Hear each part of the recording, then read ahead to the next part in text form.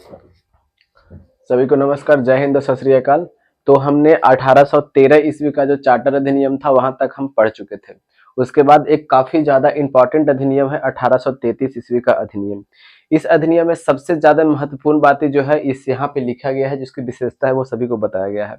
और यहाँ पे हम आपको आसान भाषा में बताने का पूरी तरह से कोशिश करेंगे। और यहाँ पे चीजों को बिल्कुल नहीं रटिएगा, क्योंकि ये सब टॉपिक ना थोड़े हार्ड पड़ जाते हैं, और जब आज आज रटिएगा तो कल भूल जाइएगा।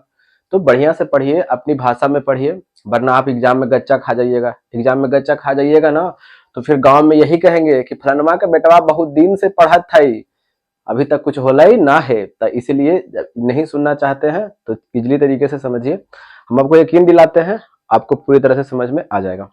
देखिएगा, 1833 ईस्वी का जो चार्टर अधिनियम था, इसमें बात सबसे पहले क्या कहा गया वो देख लेते हैं। जैसे में हम ना पीछे से रिलेट करते चलेंगे ताकि आपको समझ में ज्यादा आए। देखिएगा, जैसे में 1773 ईस्वी का हमने रेगुलेटिंग एक्ट पढ़ा था, तो उसमें क्या था कि बंगाल के अधीन किसके कर दिया गया था, बंबई को कर दिया गया था और मद्रास को कर दिया गया था। ये दोनों अधीन कर दिया गया था। किसके अधीन? ये बंगाल के अधीन कर दिया गया था। यहां तक तो हमने पढ़ चुका था जी, बिल्कुल यहां तक कोई दिक्कत नहीं है। फिर हमने क्या पढ़ा था कि 1793 ईस्वी का जो अधिनियम आया था, इसमें क्या कर दिया गया था कि यही बंबई पर और मद्रास पर नियंत्रण और क्या कर दिया गया था, सख्त कर दिया गया था। कब? 1793 ईस्वी का जो चार्टर अधिनियम आ रहा था, वहां पे इस दोनों पर नियंत्रण क्या कर दिया गया था, सख्त कर दिया गया था। देखिए, अगर होता तो हम डायरेक्ट ऐसे भी बता करके निकल सकते थे, बट हमने सोचा कि आपको पीछे से जब रिलेट करते चलेंगे ना, कड़ी से कड़ी जब आप जोड़ते चलिएगा ना, तो पीछे वाले तो याद रहेंगे ही रहेंगे। एग्जाम में अगर आप भूल भी जाइएगा ना, तो आप खुद ब खुद यहाँ से निकाल सकते हैं। यहाँ पर नियंत्रण क्या हो जाता है 1793 में, और सख्त कर देता है। ठीक है, यानी पहरेदारी एकदम पैनी नजर रखे हुए है। कौन रखे हुए है? तो यही बंगाल का गवर्नर जनरल रखे हुए है।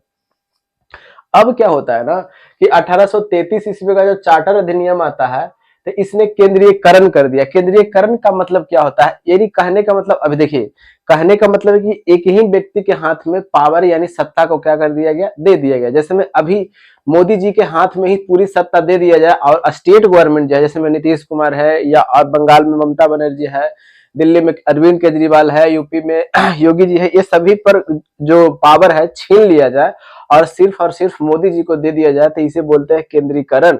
यानी सारा का सारा पावर है एक व्यक्ति के हाथ में दे दिया जाए।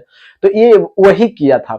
ये 1833 ईस्वी का जो चार्टर अधिनियम आया था ना, तो इसने मद्रास की जो विधायिका थी, अब देखिएगा, और बंगाल की जो विधायिका थी। अब कई बच्चों को ये नहीं समझ में आ रहा कि विधायिका क्या होता है। तो देखिएगा, तीन तरह की चीज होती है। एक होता है कार्यपालिका, ठीक है, एक होता है कार्यपालिका, और एक होता है विधायिका, और एक होता है न्यायपालिका। ठीक है, न्यायपालिका। अब देखिएगा, ये विधायिका का, कार्यपालिका का कार्य क्या है, कार्य करेगा, इन नाम से ही दिख रहा है। कार्यपालिका का काम क्या है, कार्य करेगा। तो कार्यपालिका में कौन कौन आते हैं, तो यही राष्ट्रपति आ जाएंगे, प्रधानमंत्री आ जाएंगे, ठीक है, ये कौन आ जाएंगे, प्रधानमंत्री आ जाएंगे, प्लस जितने कैबिनेट के मंत्री है ना, ये कैबिनेट के मंत्री, ये सभी किस में आ जाते हैं, कार्यपालिका के अंतर्गत में आ जाते हैं। अब आ जाती है कि विधायिका में कौन आते हैं, तो विधायिका में वो आते हैं ना जो कानून का निर्माण करते हैं, यानी कानून बनाने का काम किसे दिया गया है, तो विधायिका को दिया गया है। तो बच गया अब न्यायपालिका। तो न्यायपालिका क्या होती है, तो न्यायपालिका, जैसे में न्यायपालिका में आप पढ़ते ना सुप्रीम कोर्ट, फिर उसके बाद हाई कोर्ट, फिर उसके बाद सत्र न्यायालय, फिर जिला न्यायालय, ही इसे पढ़ते हैं ना, ये इसी के अंतर्गत, न्यायपालिका के अंतर्गत ही आता है। अब क्या होता है, न्यायपालिका का काम क्या होता है ना, कि ये विधायिका जो कानून बनाया है ना, ये विधायिका जो कानून बनाया है उसकी जांच परख करना, ये कौन करता है, तो ये न्यायपालिका करता है। ठीक है, यहां तक हम चीजों को यहां तक बता दिया। अब यहाँ पे यही देखिएगा, विधायिका तो समझ में आ गया कि विधायिका का काम क्या है, कानून बनाना। अब देखिएगा, ये मद्रास को और बंबई की विधायिका को क्या कर दिया गया, समाप्त कर दिया गया। यानी अब कानून ये दोनों अब नहीं बना पाएंगे। तो अब नहीं बना पाएंगे तो अब बनाएगा कौन, तो बंगाल का गवर्नर जनरल बनाएगा। सिंपल बात है। तो अब खुद सोच करके देखिएगा, इन दोनों की विधायिका की शक्ति को खत्म कर दिया गया, तो यानी केंद्रीकरण तो कर ही दिया ना, यानी पूरी सत्ता एक हाथ में ले लिया, यानी बंगाल का गवर्नर जनरल के हाथ में आ गया। ठीक है, अच्छा, यहां तक तो बढ़िया है। अब क्या होता है, एक सबसे ज्यादा इंपॉर्टेंट चीज क्या होता है ना, कि इसमें बंगाल का गवर्नर जनरल जो था ना, उसके पद को क्या कर देता है, बदल देता है, और इसके पद को बदल करके क्या कर देता है, भारत का गवर्नर जनरल कर देता है। ठीक है, पहले 1833 ईस्वी के पहले तक क्या था कि बंगाल का गवर्नर जनरल कहा जा रहा था। ठीक है, लेकिन 1833 ईस्वी का चार्टर अधिनियम आता है, वैसे ही क्या कहा जाता है कि अब भारत का गवर्नर जनरल होगा। समझ गए ना, यानी अब पूरी इंडिया को रिप्रेजेंटेट कर रहा है, ये प्रतिनिधित्व कर रहा है कौन, यही 1833 ईस्वी का जो चार्टर अधिनियम आता है, उसमें बंगाल का गवर्नर जनरल के पद को हटा दिया जाता है, नाम बदल करके अब क्या कर दिया जाता है, यह भारत का गवर्नर जनरल कर दिया गया है। ठीक है, दो चीज तो यहां तक तो कंप्लीट हो गया। और तीसरा चीज क्या था कि ईस्ट इंडिया कंपनी जो थी, ईस्ट इंडिया पहले क्या करती थी, व्यापार करती थी। अरे ईस्ट इंडिया कंपनी किस लिए आई थी, व्यापार करने के लिए ही आई थी। तो ये व्यापारिक निकाय के रूप में जो काम कर रहा था ना, उसको समाप्त कर दिया गया। ठीक, अब तुम व्यापार के रूप में काम नहीं करोगे, अब ये केवल और केवल क्या बन गया, एक प्रशासनिक निकाय बन के रह गया। मतलब कि अब सिर्फ और सिर्फ ये प्रशासनिक काम करेगा। ठीक है, यानी प्रशासनिक संस्था के रूप में ये रह गया सिर्फ और सिर्फ। कब, ये 1833 ईस्वी का जो चार्टर अधिनियम आता है उसमें। ठीक है, सबसे ज्यादा ये इंपॉर्टेंट है, ये इंपॉर्टेंट है और ये इंपॉर्टेंट है, इस दोनों को हम स्टार लगा देते हैं, सबसे ज्यादा इंपॉर्टेंट है। ठीक है, क्योंकि ये सब ना बच्चे रटते हैं। देखिए ये सब रटिएगा ना, ये सब टॉपिक ना थोड़े हार्ड पड़ जाते हैं, तो ये सब आज तो रटिएगा बट कल भूल जाइएगा। तो अच्छा यही है कि चीजों को समझते हुए चलते हैं। उनकी वाली बात हमेशा कैसे याद रहती है, बोल देते हैं तो एकदम मरते मरते दम तक नहीं भूलते हैं। तो बस यही बात है, यहाँ पे जब समझ जाइएगा ना तो नहीं भूल पाइएगा।